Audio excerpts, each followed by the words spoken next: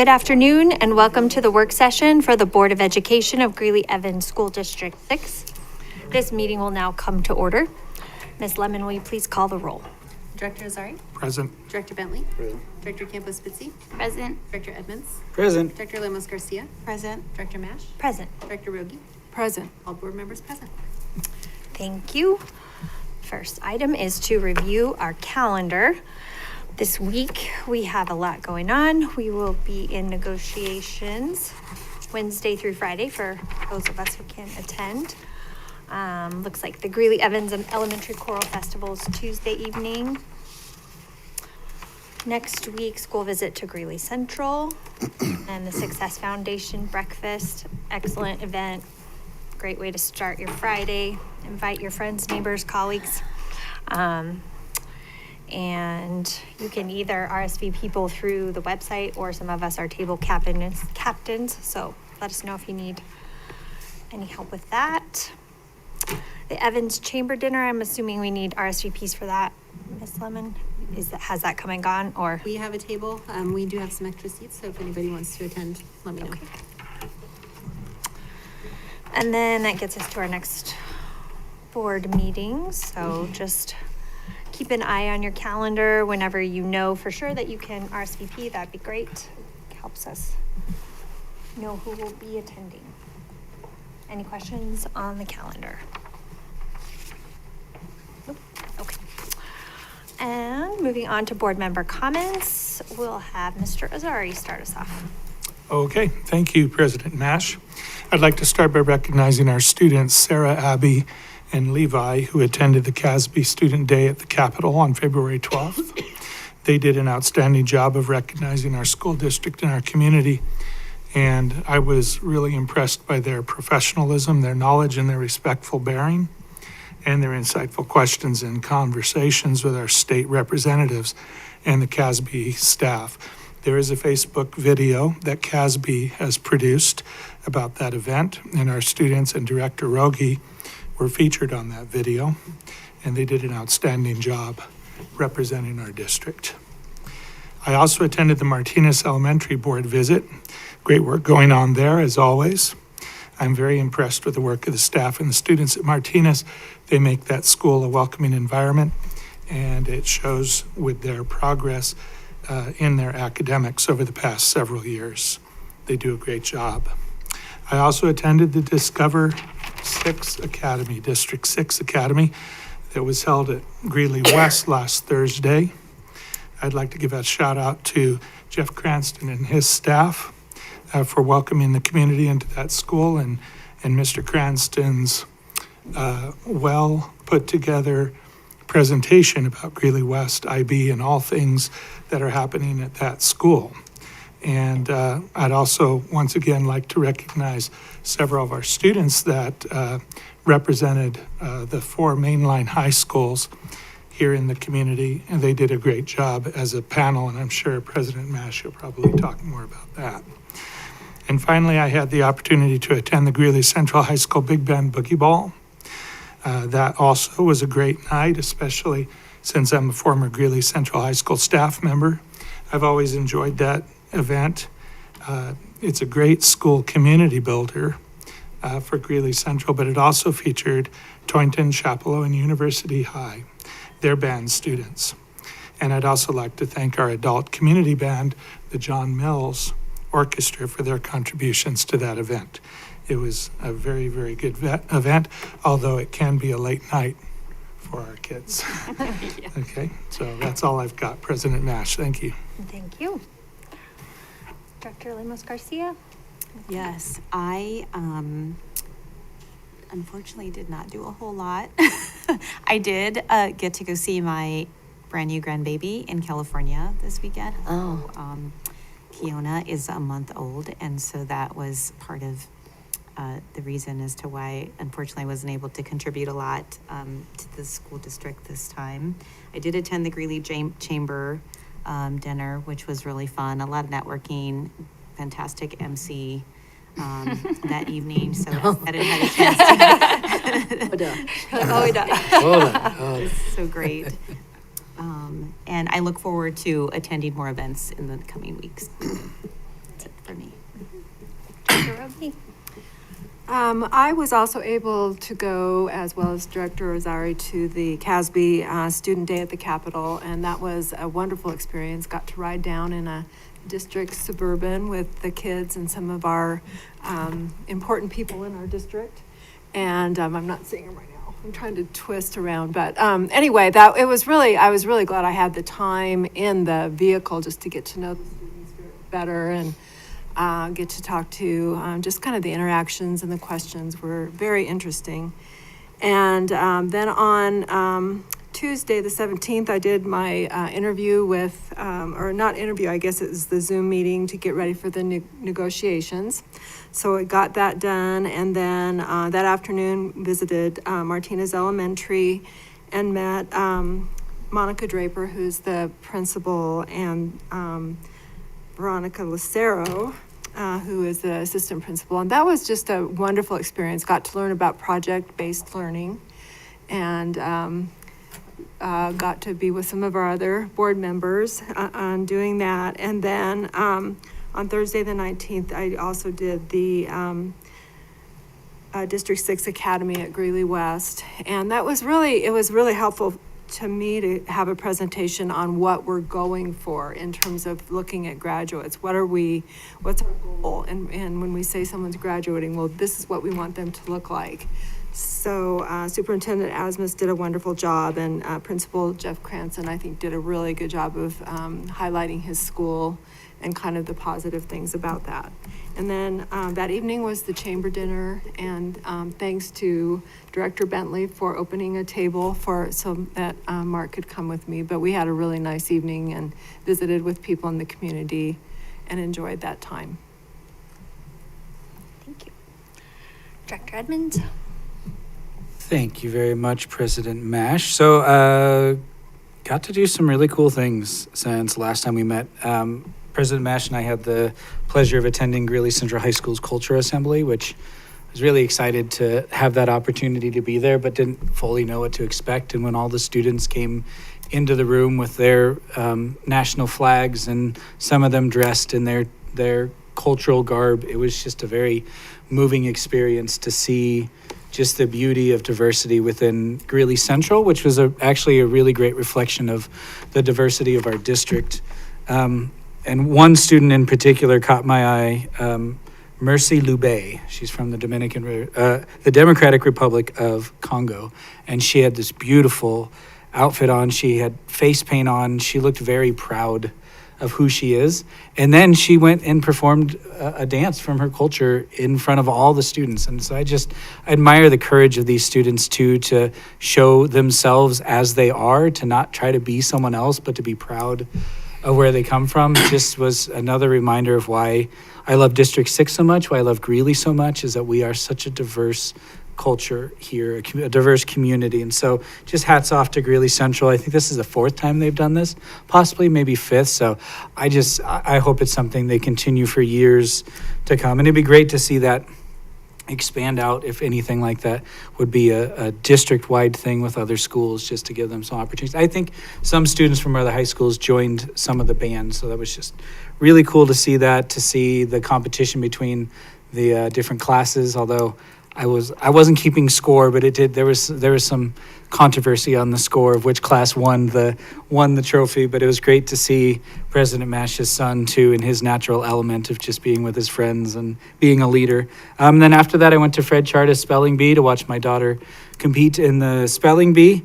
And it was just wonderful to see all those students try really hard and to be proud of themselves when they get up there to do their best. And I think it was just a wonderful highlight of something that's a timeless tradition now, of all the official rules, and you have to say the word and then spell it and then say it again. So it's just really cool to see the kids have something more formal like that, especially at Fred Chartis. It is a different type of school, so for them to kind of experience that as well was, I think, very nice. And then I was at the Martinez school visit. It was wonderful just to see that school and see what they can do on a 90% free or reduced and 90% Latino population. So to see what a school that is often it's an uphill battle when you have people that are in that, their families are in that economic situation that they're in that cultural situation when English isn't their first language.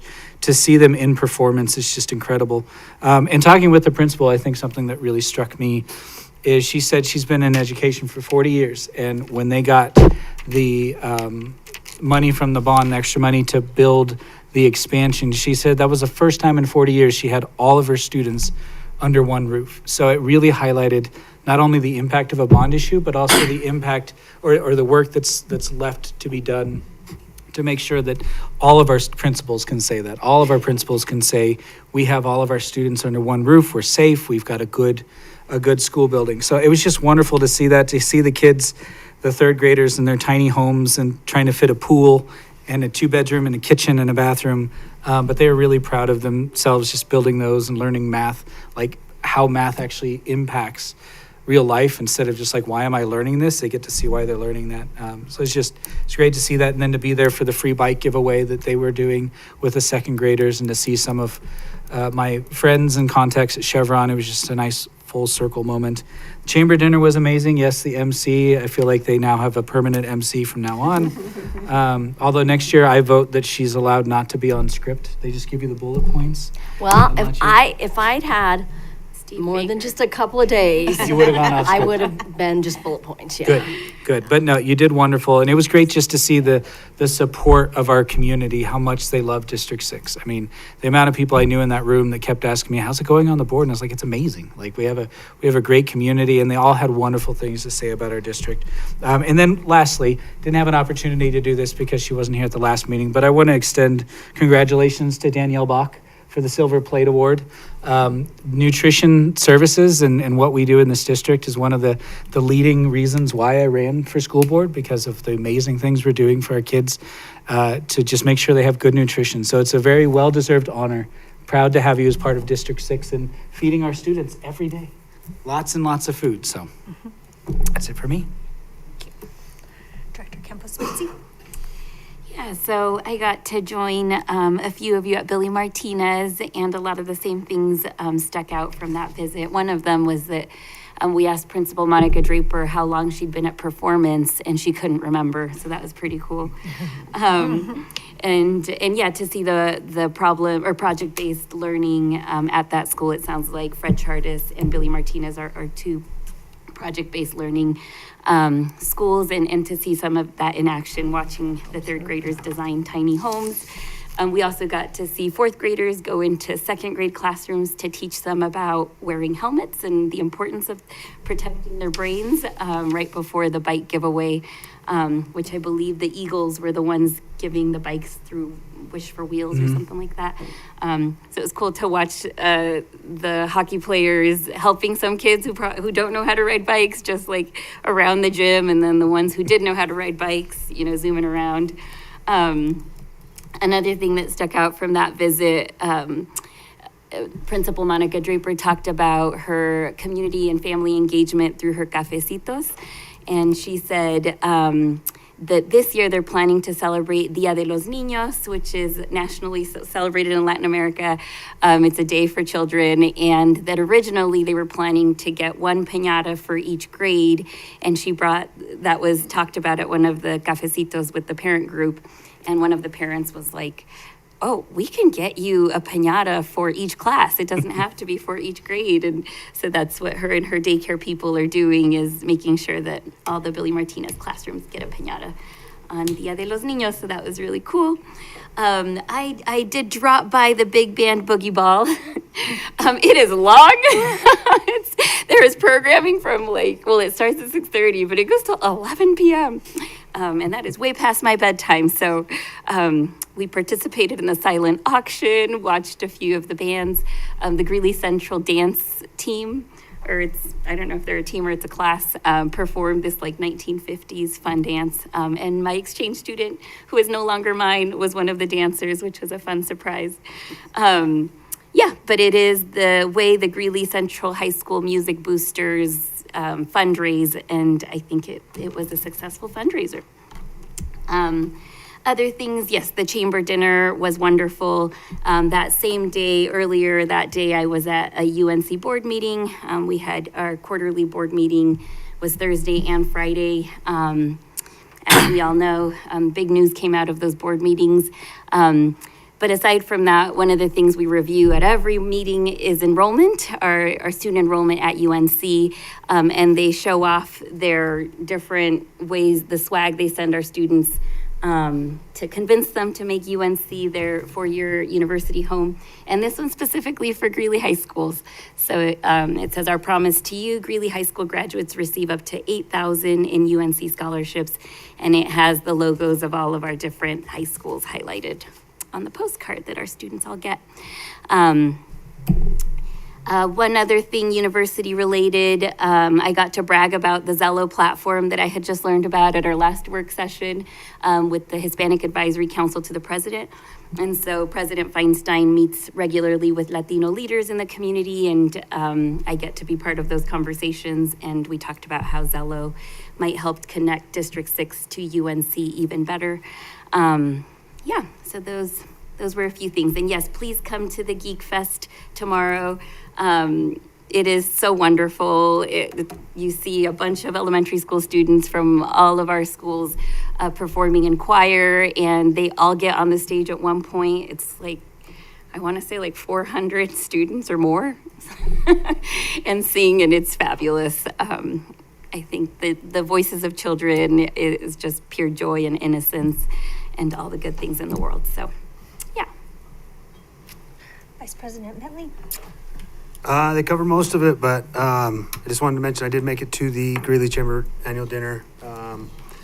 It was just kind of nice to see the Richardsons honored for all their work they've done quietly around the community throughout the years. We're working with them on the downtown redevelopment in the new admin building, and just to see kind of their heartless acts that they give back to the community, and most of it they do quietly. So it was nice to see them recognized. One other thing of mention, just kind of exciting in my life, I was appointed to the UB Tech Foundation Board, which is my hometown's version of Ames, I guess, is the best way to put it in D6 terms. This is a tech college. They only serve that little community, but they're right across from the highway. Right across the highway from the high school. There's a walkway where the kids do their concurrent enrollment walk across. But that's where their welding and their construction is 100% done. They don't even have a high school program. It's all done through the college. So it's a foundation much like the Success Foundation. But their goal is just to raise scholarships for potential students. So just excited when I got in there and hearing some of the similar stuff they're doing, and hopefully there's just some stuff I can through osmosis bring or take both ways from here to there in that. So just kind of a little bright spot in the week. So exciting. Congratulations. Yeah, it's Well, I also enjoyed the Greeley Central Cultural Assembly, and just two examples of positive culture, meaning where students can thrive and feel at home. I feel like watching all of those students do solo performances or bring their culture to their entire student body. Like you don't do that if you don't feel safe and emotionally safe, or that's a safe place to demonstrate that. And I love that they do make it a competition for cheering, but I don't think they would have to. The kids are all cheering for every single group that comes out there. So that was really special. And then I've mentioned before, anytime I have the opportunity to talk to a kiddo in my professional life or somewhere else, I just ask where they go to school. So this little girl's like, I go to Ann K. Hyman. And I was like, oh, do you like Principal Ramirez? And she's like, yeah, she also keeps us safe. And that was just unprompted. This little girl feels safe at Aunt K. Hyman. So I just love to bring those little stories. It's always fun to see their eyes get wide. I got to talk about Assistant Principal Derek Lefebvre too, and I was like, I was at his wedding. I was at the birth of his children. And they were like, whoa, we'll have to tell him. So anyway, it's just fun to talk to our students out in the wild, so to say. And then, the District Academy at Greeley West, it was fun to have a panel of students from each of our high schools, and they each spoke so eloquently, exactly what we want in our picture of our graduates, but, highlighted what was special about each high school. So that was just really cool to hear somebody talk about the STEM program and why they specifically chose it and came from a neighboring district so they could go to Northridge for STEM, and how they realized they really weren't into technology and mechanics, but love the science. Anyway, that was great. Of course, Sarah Venegas is always just a walking billboard for ECA. And some people were like, how do we apply for that program? She's like, it's a high school. She's like, do not overlook us. Anyway, so that was great. And the Greeley Central student saying, do you know how hard it is to walk into your rival high school in the middle of the day when there's not other people arriving? So that was a lot of fun. And we got, the catering was done by the Greeley West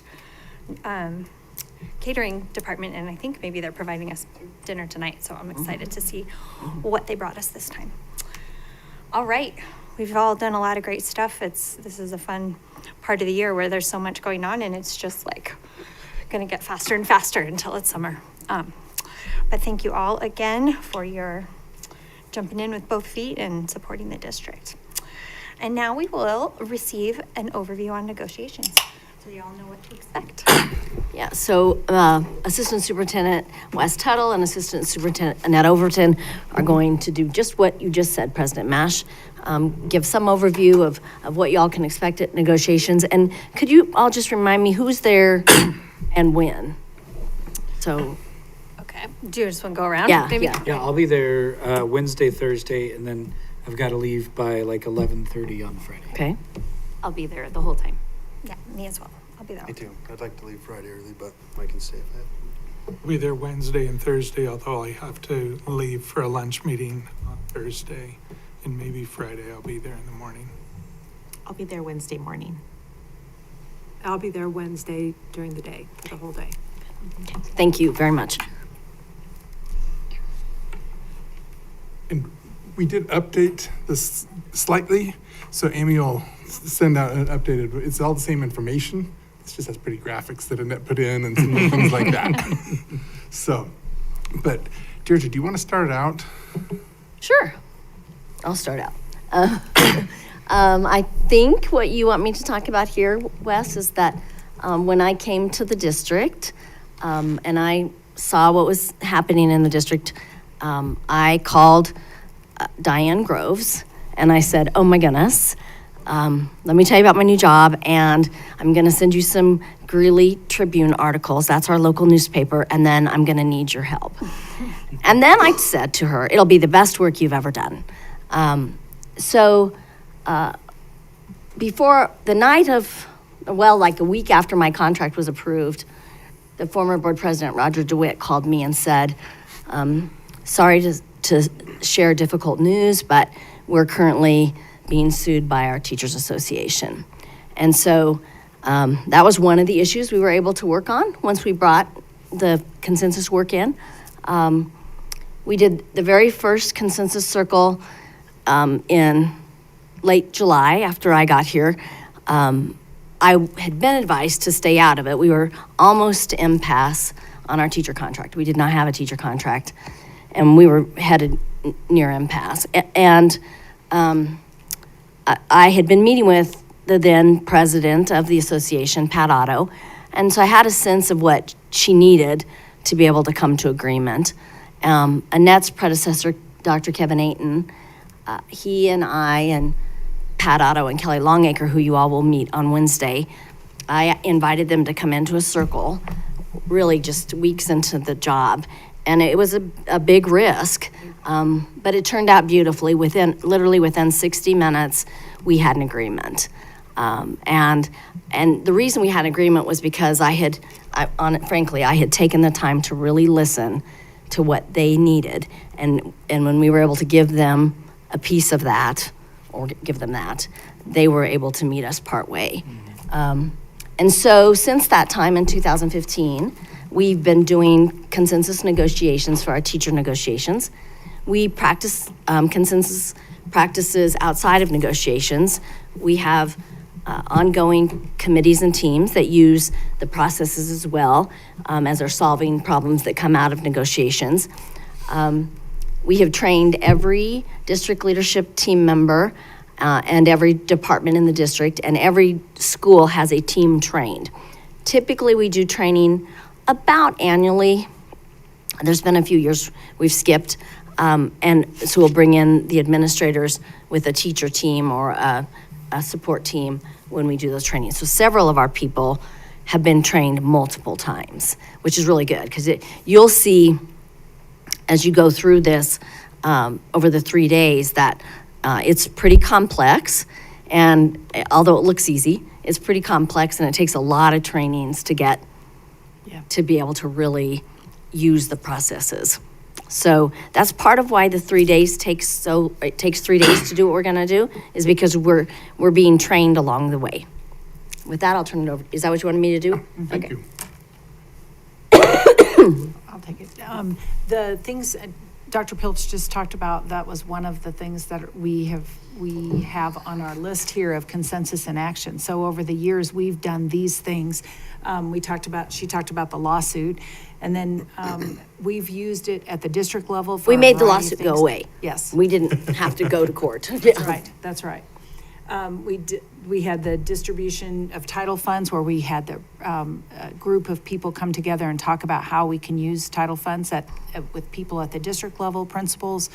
And then when there was a bell change, bell times, that was another option that we used for a new salary schedule. Megan used that and worked very closely with the association to create a new salary schedule that was affordable and sustainable. When we have budget cuts and we have to make staffing changes and things that happen at the building, that they know they're going to make program shifts or staffing, the principals will bring their leadership team in and then use this process to have those critical conversations. Of course, negotiations, as Dr. Pilch has already talked about. And then Wes and I have participated in staff communications where there was conflict, where we needed to have them be able to talk with one another. And we went out and did that together and then operated as the listener, so to speak. Conflict mediation, same thing. So, yeah, I did it with the parent to parent. So it's not just a few of us that do it. It's actually a wider scope of people that do it, but there is a group of people that are key users of this process, and they will help navigate or coach people along the way. So what you can expect in negotiations is that 3-day window. You've heard Dr. Pilch talk about that. So 3 days, Wednesday, Thursday, and Friday of this week. Wednesday and Thursday is really where it happens in the circle, where we'll sit in the circle. Just for those of you who are new, I would encourage you to wear business casual or just be comfortable.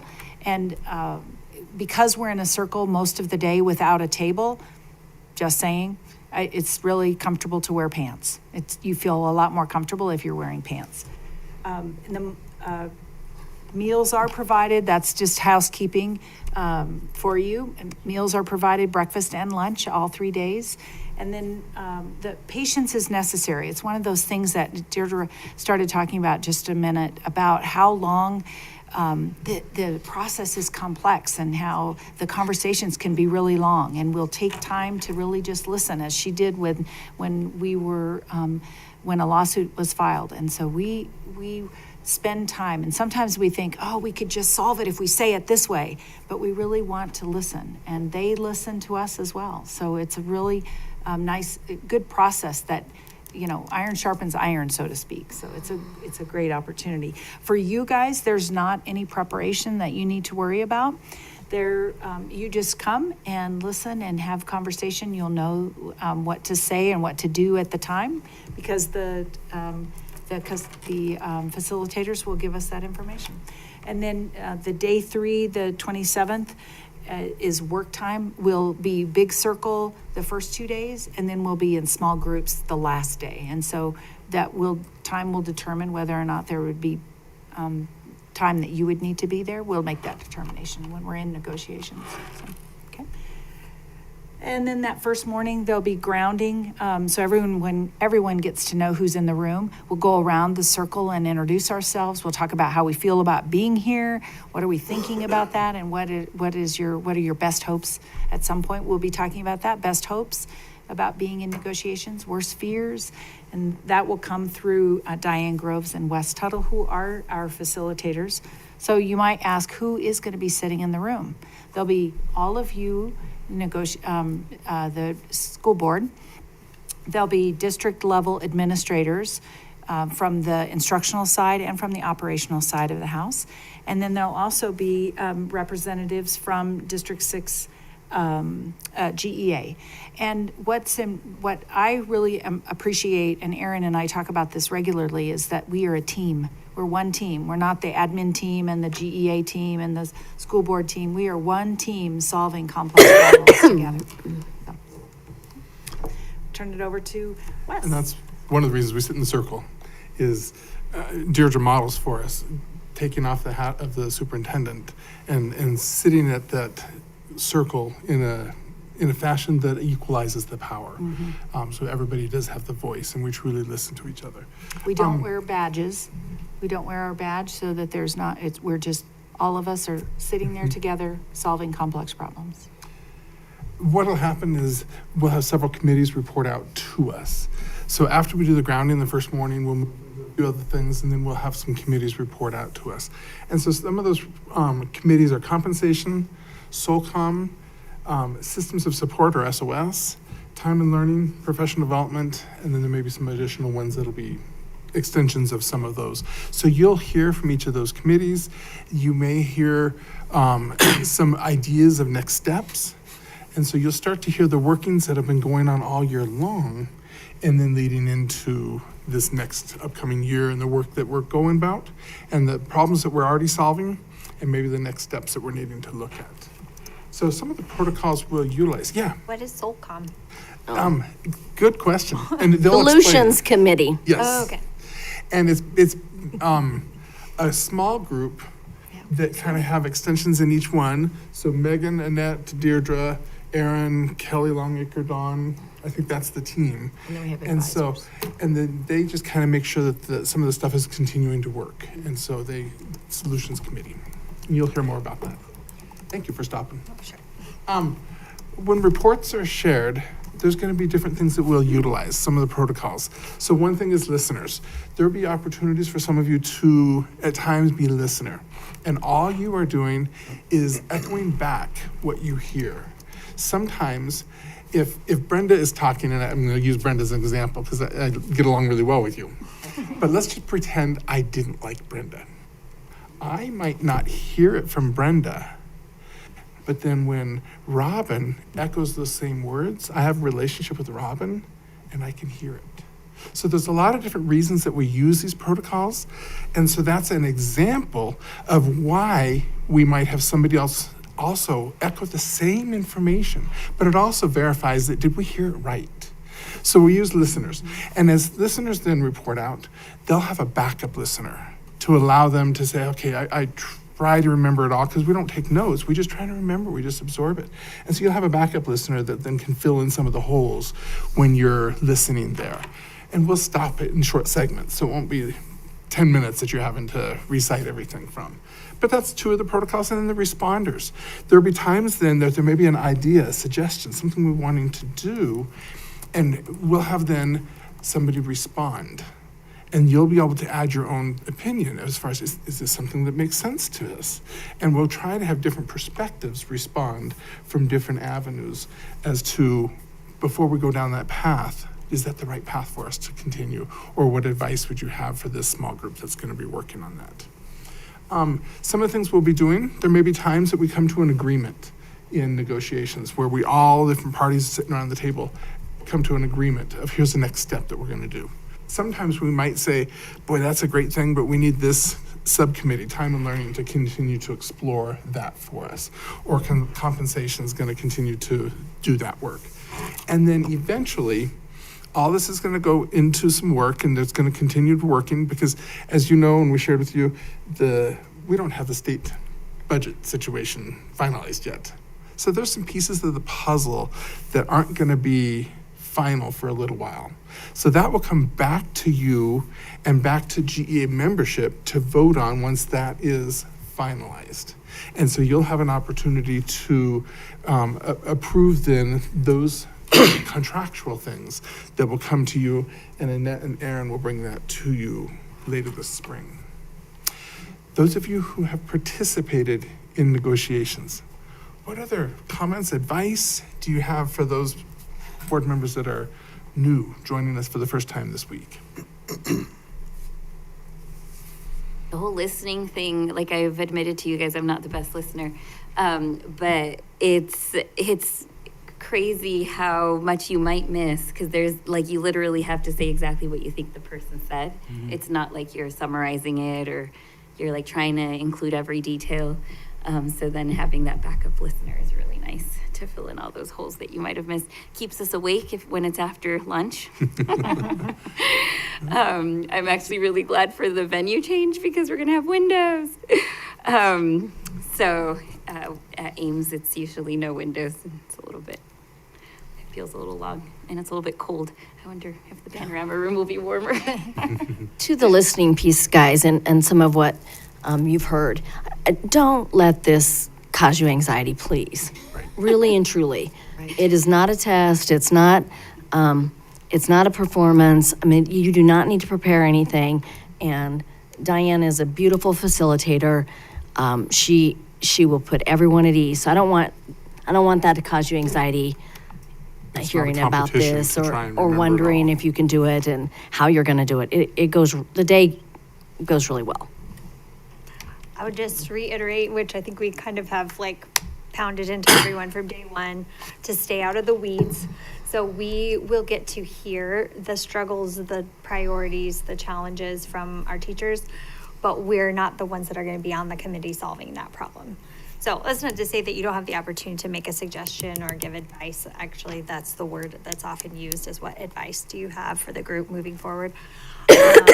But we're not going to get into the nitty gritty of, well, what if we shaved off minutes here, and what if we changed the calendar there, or could we give everybody this much raise instead of that? Like, that's what the committees do.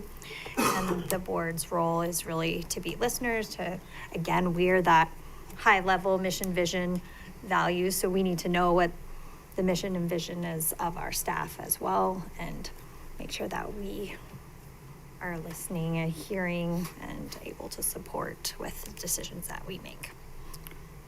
Anyone's welcome to agree or disagree with that. But Yeah, no, I think I pointed it out at our last negotiations, how brave it is to have your entire board of directors listening to teachers talk about the parts of their job they're not satisfied with, right?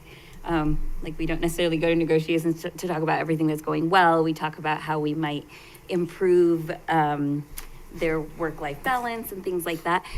So I have always thought it's so brave of our superintendent to allow us to be there to kind of hear, not the worst, but like the complaints, right?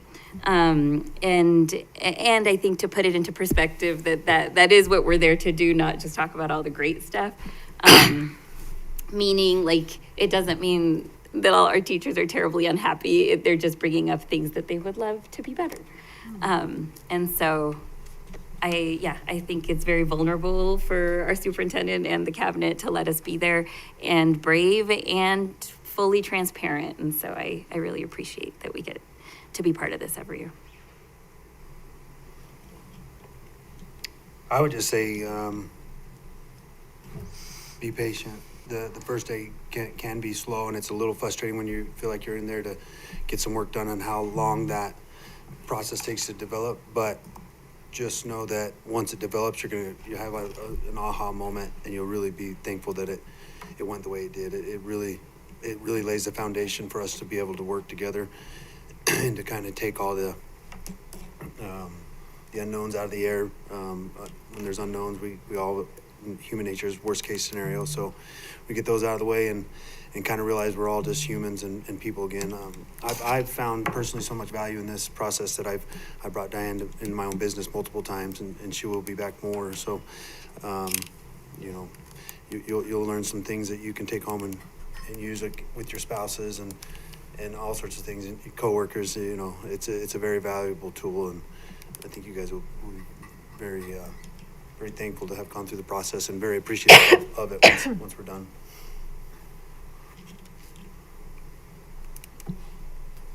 Well, we are looking. So I want Go to ahead. say just a couple more things. Thank you, Brenda and Kyle, for what you added, and Natalie. The the association's role is to bring concerns. I mean, they survey their membership, they talk to their membership, and then they bring issues. That is the goal.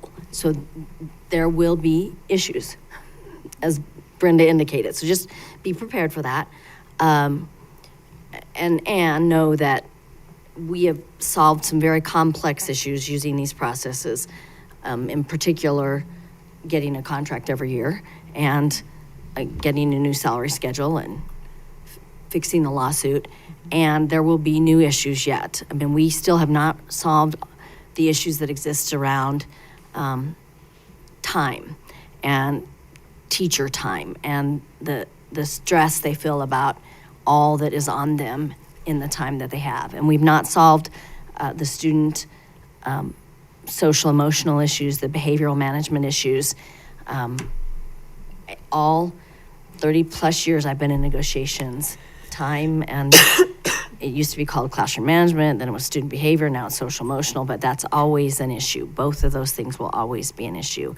And then, and we still continue to work hard on solving issues around professional development and having the right menu there for our teachers. And so you'll hear some updates on those areas, but you will also hear that there's still work to do there. Doran, I'm just curious, because you were a teacher, and then you came into this process with, I'm just curious, do you want to share anything that you didn't get to share? Well, and I always say the same thing. We had huge issues for many, many years in School District 6 between the district level administration and the school board and the teachers.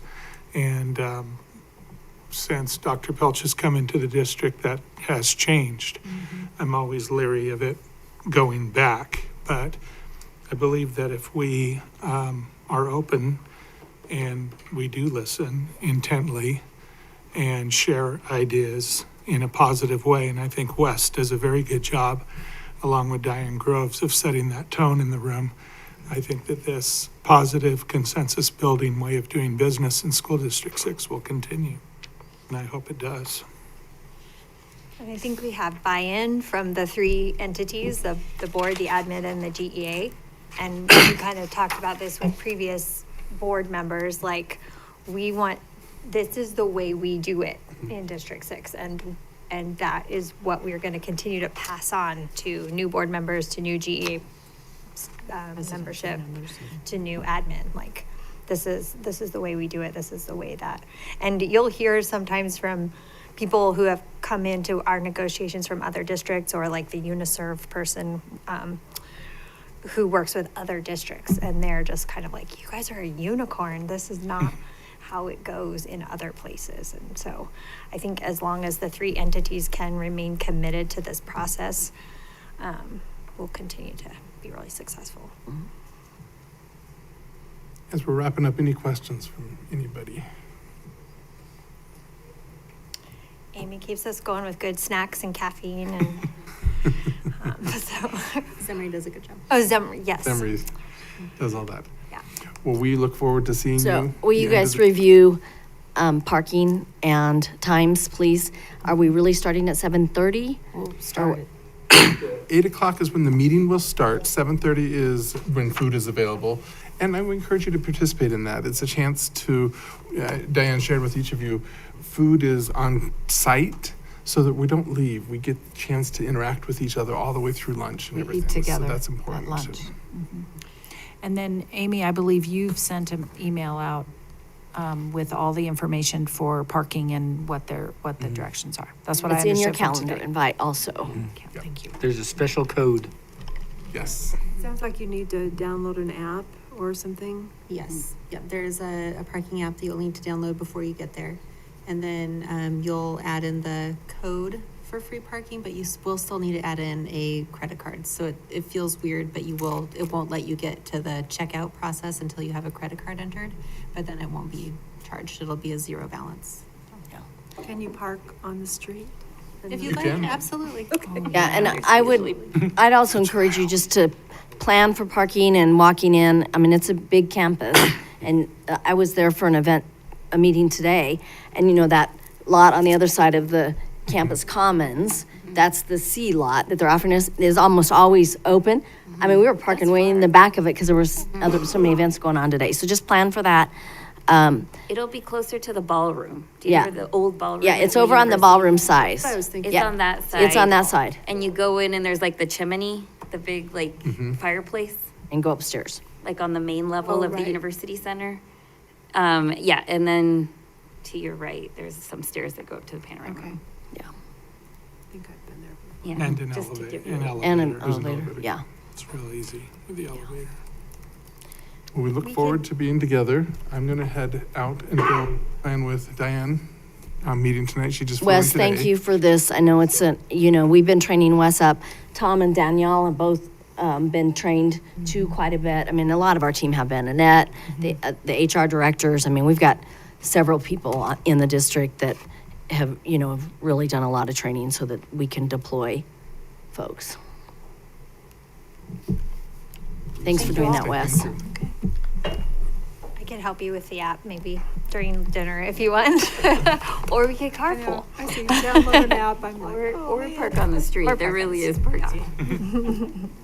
Very close. All right, we will move on to our legislative update with Mr. Nathan Fall.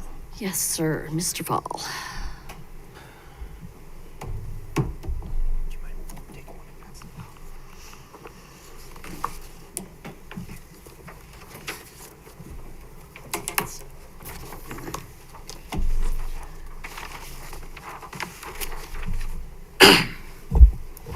Good evening, Board Directors, President Mash, Dr. Pilch. My name is Nate Fall. I'm legal counsel for the school district. I have provided you just an outline. I provided a more detailed copy, but I just felt like it was a little bit easier to follow along. I'm just kind of adding on bills as we go along through the year. So that's why you have what's in front of you. But if you do want to pull up a little bit more information, I do encourage you to pull up that memo that I shared with you earlier today. So on the outline and as included in the report, there's 3 new bills that I wanted to talk about today. I did want to mention that I think after we've had some time during negotiations to talk a little bit more about school finance and give you some of that more foundation, as well as waiting for the March forecast to come out, which should come out in several weeks, we should have a better understanding about finance. And I think it would do us some service in March to come back and just spend a full work session just talking about school. Well, not the full work session, but Oh, you can have the whole during my, I would prefer not to, and I would certainly lean on Ms. Fonsler during that meeting. So just know that is coming, and certainly if you do have any questions around school finance right now, I can do my best to get some information over to you. So in the outline, just some updates, some past bills that we've already talked about. That first bill, 1050 optional individualized readiness plan, that was supposed to go for a second reading in front of the House today, meeting in front of the entire House to review that bill. I was just pulling it up to see if they actually voted on it. I don't know if it was laid over. They don't have any updates on the website. I wasn't watching today to see if they voted on it or not. Just know that this bill was pretty heavily amended. I am looking, there is a fiscal note that's been attached to this bill. I think the bill sponsors are arguing that this is going to really significantly reduce workloads for administrators. And according to CDE, about 15% of kindergartners were identified as having significant reading deficiency and would continue to receive that individualized readiness plan under this bill. But the majority of kindergartens have already passed. As I mentioned, with the amendments, parents can still make the request. Districts could still produce these individualized readiness plans. I don't know if it's going to really affect us regardless of how this goes. But nevertheless, I just thought that was a little interesting to just kind of get a little more insight into why the bill sponsors are willing to move this bill forward. So we'll see. My assumption is that this bill is probably going to pass through the House with those amendments included. They might continue to amend the bill, and we'll see where it goes. The next bill, the Senate or House Bill 1028, that was that second language educational program for high school students. That's just been assigned to the Appropriations Committee, and we don't have any updates on that bill at this time. The next one I want to discuss is 1141, discriminatory practices in public schools. I did get a chance to really more thoroughly review this bill. At the last time we met, they had just introduced this bill. I met with our lobbyist, Ann Barkis, at the on last Friday to kind of talk through this bill a little bit more. I'm hoping to set up some time with Representative Jennifer Bacon, who's the prime sponsor on this bill. She's really been the one advocating to get this legislation passed. Just so you know, this is a bill that kind of creates a new OCR light through CDE for civil rights discrimination in public schools. This bill is specifically for public schools in the state of Colorado. So just like the Office for Civil Rights under the U.S. Department of Education, this would create kind of a new mechanism for folks to bring discrimination complaints under Colorado law. Again, the district does not condone discrimination. We work very diligently to ensure that our staff are aware of what those laws require. There was some legislation passed several years ago, Senate Bill 296, that prohibits discrimination and harassment in public schools. So we've already been doing this. We've already been training our staff. We've already been aligning with these new state standards. I will just say it can be quite challenging for school staff to keep track of all these discrimination and harassment laws, to get new trainings, to know what is acceptable or what is unacceptable. Again, discrimination and harassment is not condoned. That's something that we find to be unacceptable in this school district. But just a few pieces that I pulled out in terms of areas of concern for this bill.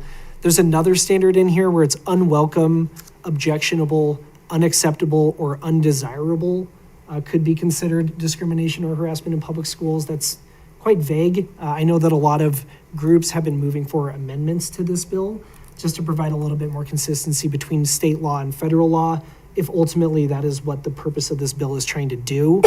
There's also kind of this tacking on or tolling to bring a claim. So ordinarily you have 180 days from notice of harassment or discrimination to bring a claim. If you don't bring a claim within that 180 days, then you're time barred from bringing a claim forward. Does that make sense?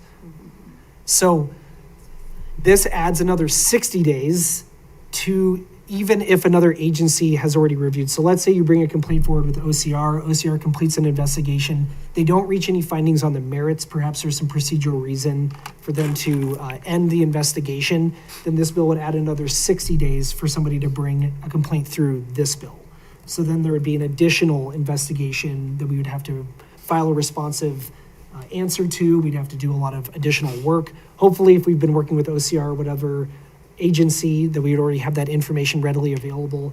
But you can just understand that this just creates a ton of administrative burden in terms of responding to the same complaint through multiple agencies. Because really with OCR, oftentimes that's kind of it. You have your opportunity to bring it through them. And if that is ultimately determined, if there's an investigation, then it's over. Now we'd have to kind of review it again through a different agency who's then going to review it through a different standard that might have a different outcome or finding here. So again, I'm not trying to say that we don't want to oppose legislation around harassment or discrimination, right? But nevertheless, this is just creating a little bit of confusion. And I know a lot of groups have been having some concerns around this bill and what we need to be doing with it. So we're going to be working with lawmakers on potential amendments to this bill, hopefully to align it closer to federal law. There's also a provision that guarantees attorney's fees in cases if there is merit found for harassment or discrimination in these cases. So kind of that fee shifting burden applies under this law. There is some good though with this bill. It does give agencies an opportunity, agencies like Greeley-Evans School District 6, an opportunity to cure. So if we receive a complaint, we have 60 days to essentially cure the harassment or discrimination. And if the division determines that we have cured the alleged violation, then they won't proceed with an investigation and findings. So, I mean, there's a little bit of give and take with this bill, but at the end of the day, I just have concerns as an attorney, as somebody who represents the staff of this district, that it's just adding a lot onto the plate of teachers and staff. And, you know, they're not charged with being attorneys and understanding all the laws, right? They're here to teach and teach effectively and efficiently. So it's just a little bit of a challenging bill. So I don't know if anybody had any comments on this bill. Our current position, we don't have one. I recommend we just monitor this bill or recommend an amendment. Again, hopefully I can get a chance to meet with Representative Bacon just to kind of share some of the concerns and that if there are amendments proposed, though hopefully she'll be open to amendments. There's just so many questions surrounding it, and so much, it's not clear. So the federal level, is the civil rights folks at the federal level going away? I don't think so, are they? And then if they are going away and this doesn't pass, then what does that mean for civil rights investigations? I mean, it's very convoluted right now. Wouldn't you agree?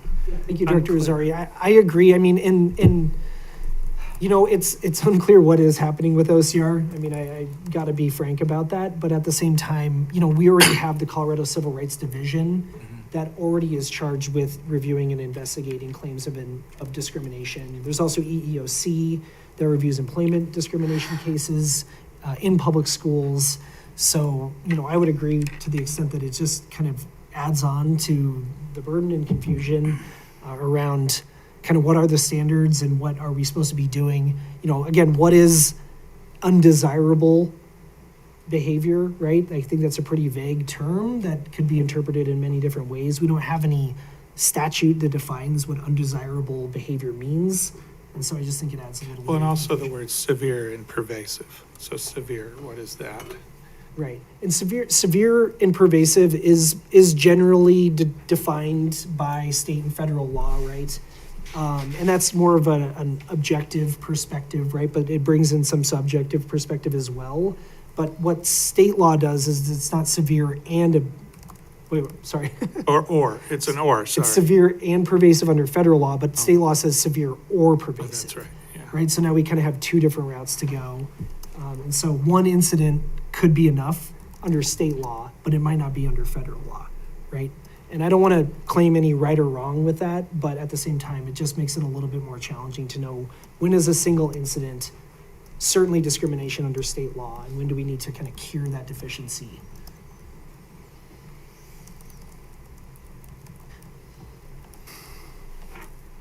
The next bill, Senate Bill 004, expand list of petitioners for a protection order. Just know that has been assigned to the House State Civic, Military, and Veterans Affairs Committee.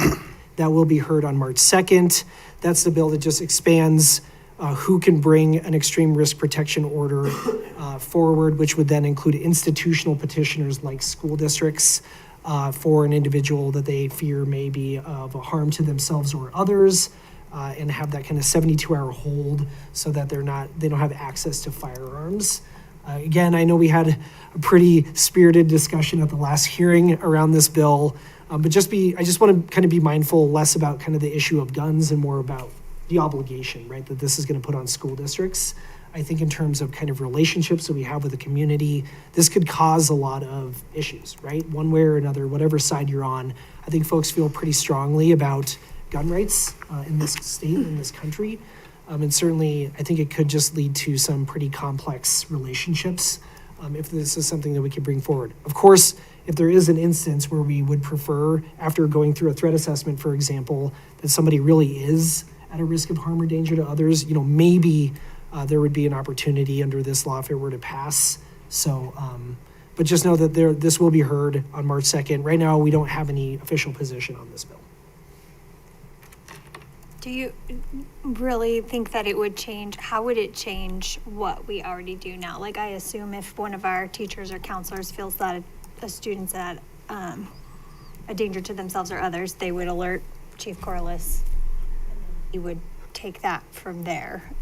Do you really anticipate that it would change our process? It would just change that, like, we would have an opportunity to file for that emergency risk protection order.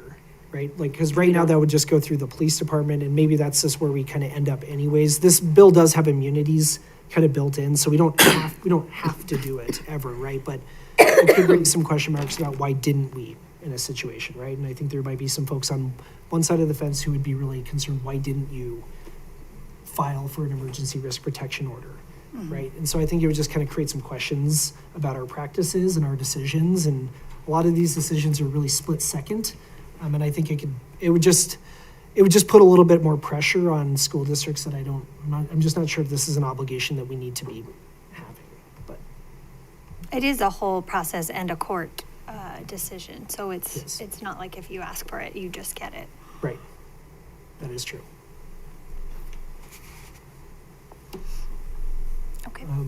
The next bill, Senate Bill 57, that's that school board elections director district bill. That will be heard by the Senate State Veterans and Military Affairs Committee tomorrow.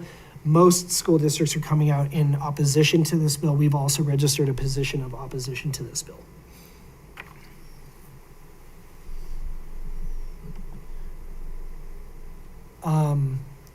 Senate Bill 2619, I think my numbering's a little off here. Early childhood local system consolidation. That went through the whole Senate, so that did pass through the Senate, just as an update, and it has been assigned to the House Education Committee, who will be reviewing it. That's not on the schedule yet.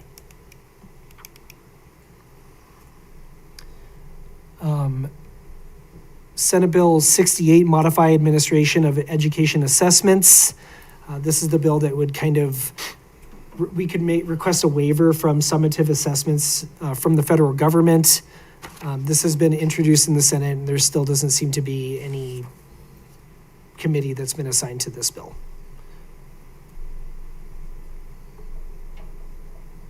Same thing with Senate Bill 60, youth athlete mental health training. This is that concussion bill that was introduced way back in January, and it's now with the Senate Health and Human Services Committee. And I'm not sure if that was on an agenda yet, and maybe I missed something there. But so on to the three new bills that I wanted to touch on with you all. Senate Bill 100, youth sports safety requirements. So this bill would require that any organization that has youth sports, like District 6, would require that at least one adult, like a coach, possesses a current first aid, CPR, and AED certification. That is something that we're already doing, so great job by us. It would also require that for overnight trips, if there's a chaperone assigned to the team, that they would have to pass a criminal background check. Right now, we just require coaches pass background checks. You know, a lot of chaperones are parents, community members, things of that nature. I'm not sure if we are requiring background checks for those individuals. This bill would make that a requirement. We currently require them to go through the volunteer background check. Okay. But that is not a criminal background check. It is a check for sex offenders. Correct, Wade? Is that in board policy? The volunteer background check. Volunteer background check? No, it does more. It does give us more than just, Volunteer program? Yeah, it does a full criminal. so it does do a full criminal background check. Okay. Thank you. Yeah, so we currently do that. Is So- that in board policy? Excuse me. Just- The volunteer background. Okay, thanks. And I think that's KIA, visitors in schools perhaps, or volunteers. And it also has the criteria in which we go by for the criminal. In the policy. It does create a cause of action, though, for failing to conduct a background check. So if we have a chaperone assigned and we don't conduct a background check for that individual, it could create a cause of action for failing to do that. And then it also adds crime of violence and other violent crimes as a list of disqualifying offenses. So right now, you know, there's a list of what would be a disqualifying offense for working with or around children. Crime of violence is not currently on that list, and so this would add that to the background checklist. I think this bill is great. I think that there's a lot of reasons why we support it. We already do a lot of this work.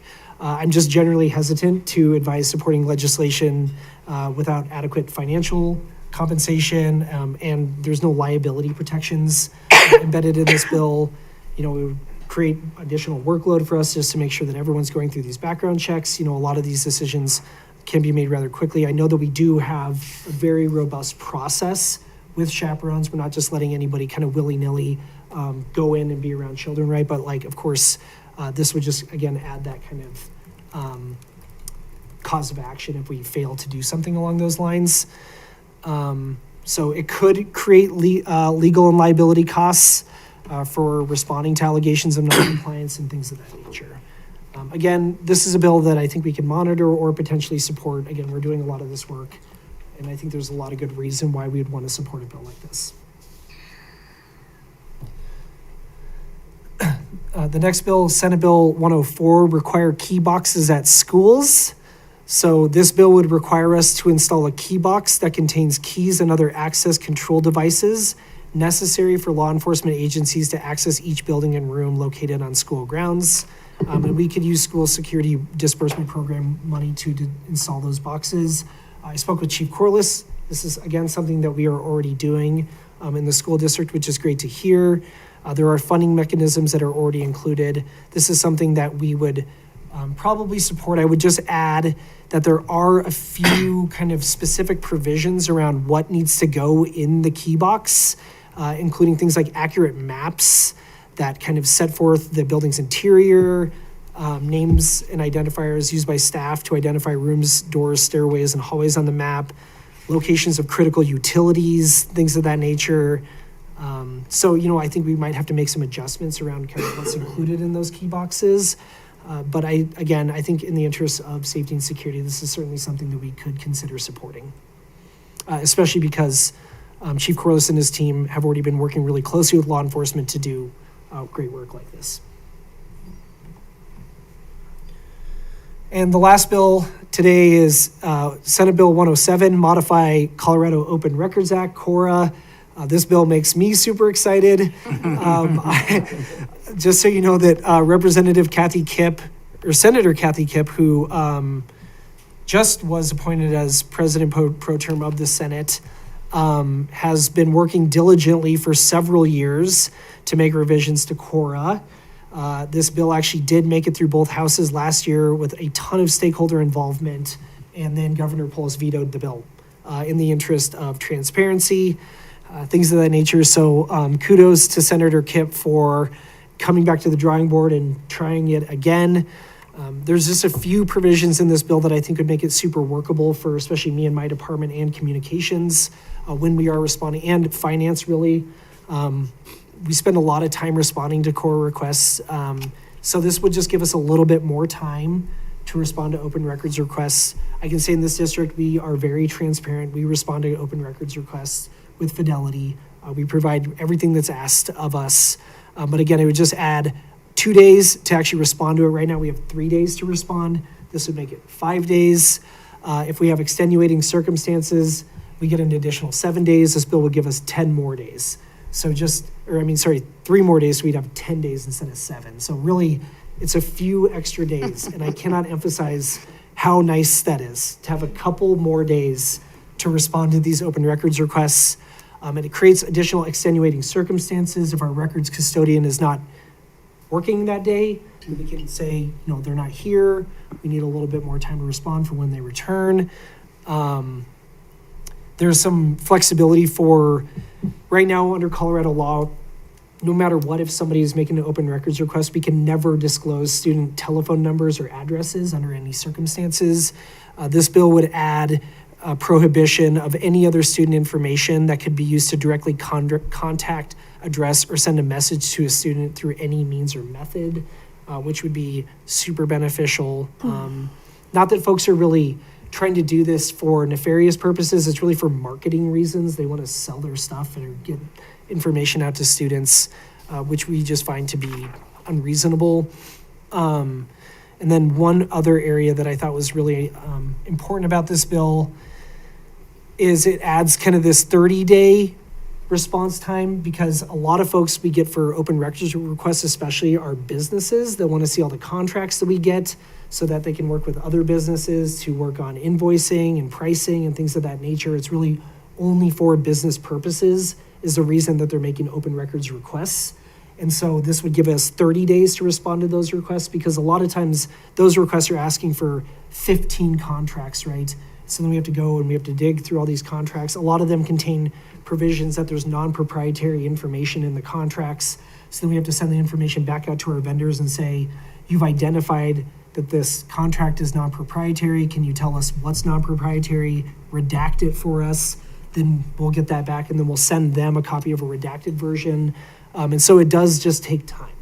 I'm curious, Nate, I correct me if I'm wrong. I would think in the past, there were more CORA requests when things were a little bit more heated on the school board. I'm curious what the current situation is, how many requests you guys get. And is it mostly from journalists, reporters, or just, if you can? Yeah, so I would say we are getting less targeted requests for, I don't know if a good word is for ideological purposes, right? We they're mostly business-related requests. So it's a lot of me sending an email to Ms. Sponsor and her team saying, we just got another core request. Actually, we got another core request today asking for 15 contracts related to this kind of one specific issue. And so a lot of those are really more the type of requests we receive, maybe one a week right now.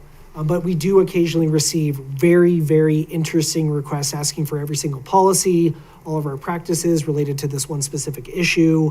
Maybe once or twice a year, we'll get a open records request from a university for research purposes that's requesting a ton of information.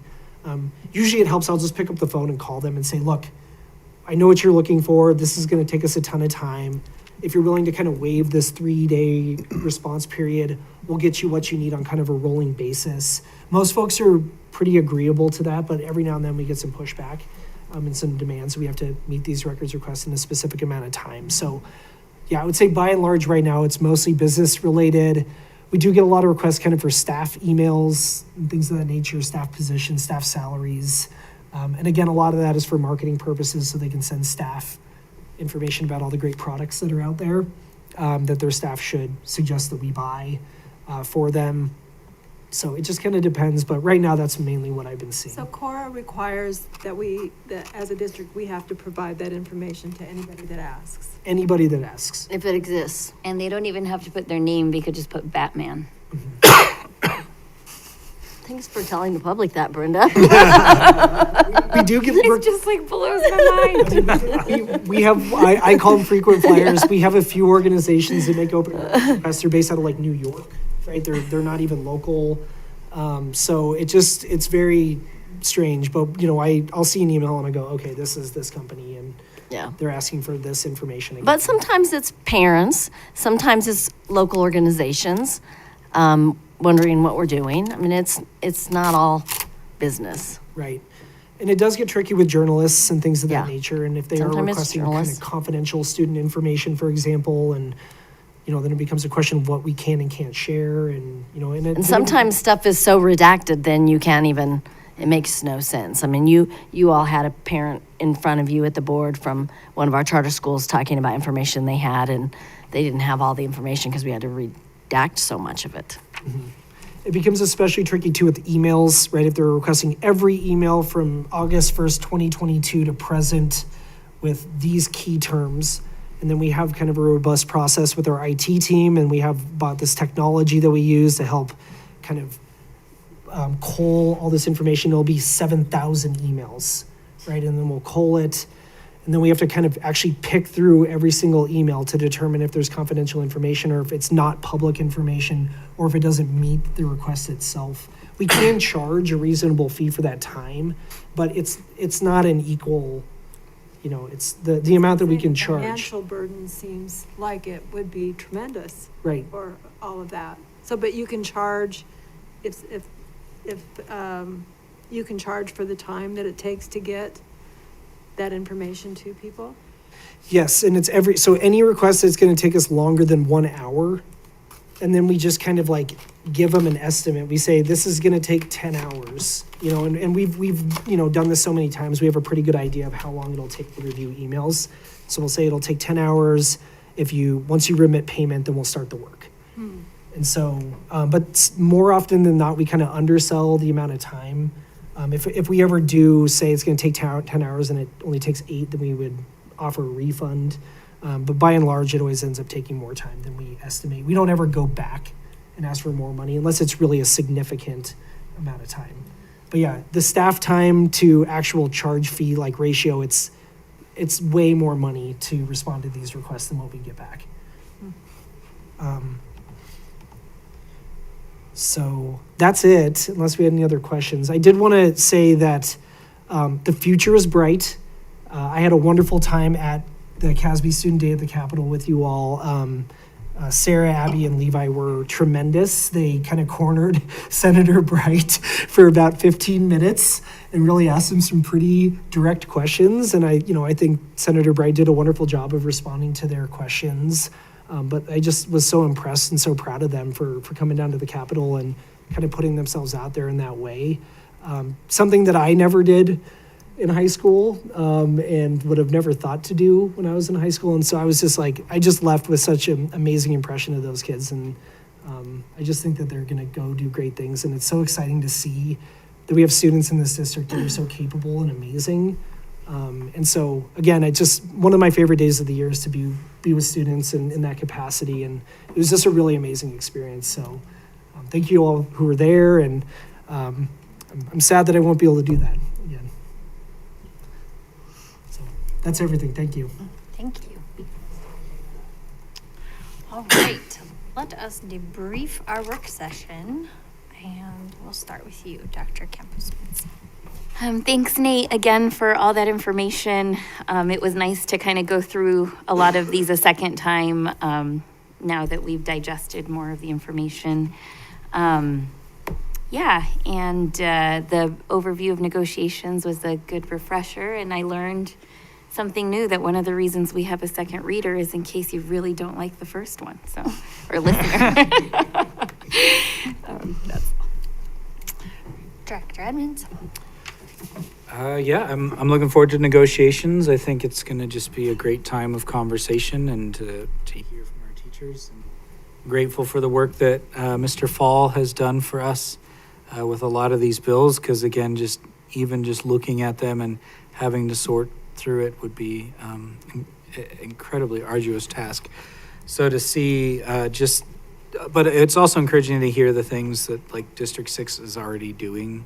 When I saw this come through this afternoon about the sports safety, and my son's really big into flag football, and so trying to keep him with flag football and not contact because of all the things with CTE, but so just to see we have that in place, and strengthening student privacy. When I saw that, I underlined it. I could highlight it if I could.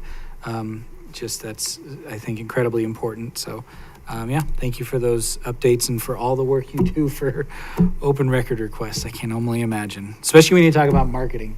Goodness gracious. Didn't think that was most of them. Director Rogi.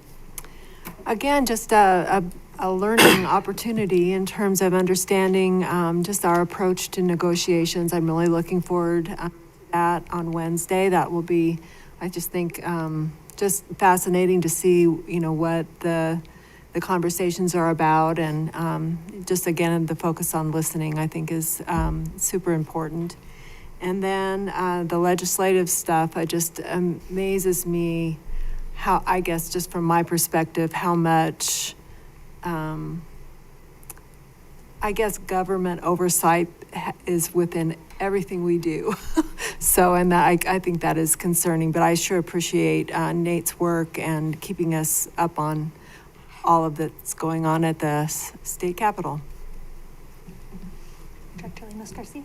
Same, as everyone else has said, I appreciate the update on negotiations, and I'm really looking forward to learning more about how that works. And then the update with the legislative and Nate putting it in layman's terms, so that way then I can understand it much better than I did before. Thank you. Director Azari. Not much to add. I too am looking forward to negotiations, listening to the voices in the room, and appreciate Nate's updates on the legislation. There is a lot out there, and many bills that he did not talk about, but I'm sure those will pop up. And I also want to extend thanks again to Annette Overton for going down to Denver, Tony Check, and Nate makes a very good tour guide of the Capitol if anybody is ever down there, and he's there at the same time. Vice President. Yeah, ditto. It's optimistic for negotiations. They've kind of grown to become one of my top favorite things that we get to do as a board. Just finally, it's a couple of days where you can really see some tangible work getting done. Some of the work that we do so big that I think somebody told us one time, it's like steering an aircraft carrier. It just takes a long time for it to turn. So to sit in those rooms and see something get done and maybe add your opinion and hear it be heard and utilized, kind of gives you that I'm doing something factor. So it's exciting. And then just as always, thanks Nate for all the the detail and the hard work he puts into this. It's a big time of year for him and for the state. It's nice to be abreast of everything that might affect us. Yep, thank you for the update on negotiations. So I'm looking forward to that. Thank you, Mr. Fall, for all of your work, so much that we probably don't even know. This meeting is adjourned. Let's eat.